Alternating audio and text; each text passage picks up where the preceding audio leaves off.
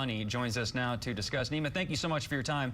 I first want to get your reaction to Ivanka's day in court. It went quite differently than the day her father had, who was known to have some outbursts, got into it with the judge a little bit. Ivanka, a little more mild manner, but her testimony could still be important here. Oh, very different from Donald Trump's testimony from Monday. She really stuck to this script that her siblings, Don Jr. and Eric, started last week, really, and that was to distance themselves from the company. And she really took it a step further because, unlike her brother, she's not a party in the case. She's just a witness. Her conduct falls outside the statute of limitations. So the two ways that her testimony was a little bit different from Eric and Jr. was that she was obviously more poised, more polite. She's not, the aggressive attack dog that the other two are on the cable news networks. And the other big difference was there were a lot of I don't recalls today, even when she was presented with documents and emails with her name on it. Again, you can contrast that with some of the other testimony that we heard earlier this week and last. Certainly a difficult position to be in, right, for a daughter to have to testify against her father and her brothers. Prosecution is saying after they're done questioning Ivanka, they're done. They're going to rest their case. Do you think they did enough?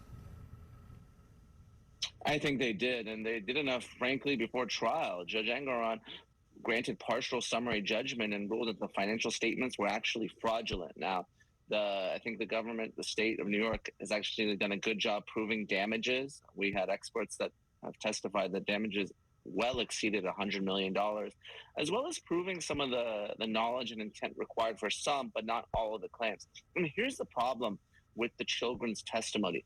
I understand how you don't want to have anything to do with this case, but you really needed someone that was going to stand up and justify these valuations, say they weren't inflated.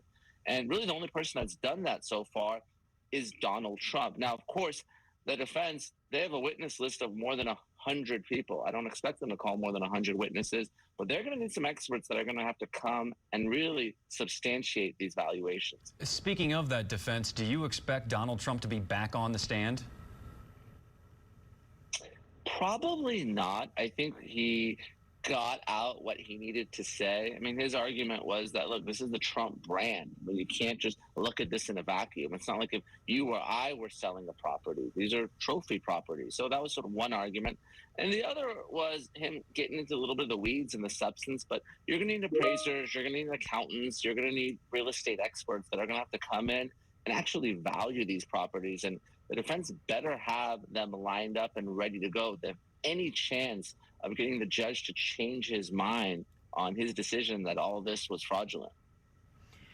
The former president, he took the stand on Monday, and as we know, there were fireworks in that courtroom. He started criticizing the judge, muttering things under his breath, at one point being very direct about his distaste for what was going on. Have you ever seen something like this before? I guess it could be taken as a strategy. What's your take on all this? Is it a good strategy for Donald Trump to do that? I've never seen anything like this. And frankly, any other litigant in any case in this country would have been held in contempt. I got to be a little bit critical of the judge. Didn't really control this courtroom and was telling Trump's lawyers to control him when really that's the judge's job. But if you're talking about Trump's strategy, it may be a good one, at least politically. We know that his base loved it. It's probably going to help him fundraise, may even get him a boost in the polls. And, with respect to undecided voters, frankly, a lot of them like a fighter in the Oval Office. And they believe that Trump is a great business person, and that's why they support him. So I think he was speaking to folks outside the courtroom. Now, with respect to the legal strategy, he probably thought, well, look, I've already lost. This judge hasn't made up his mind. Maybe I can get under his skin. Maybe I can raise some potential issues on appeal because the appellate courts in New York have been a little bit more friendly to Donald Trump and his family than the judge in this case. Just to be clear here,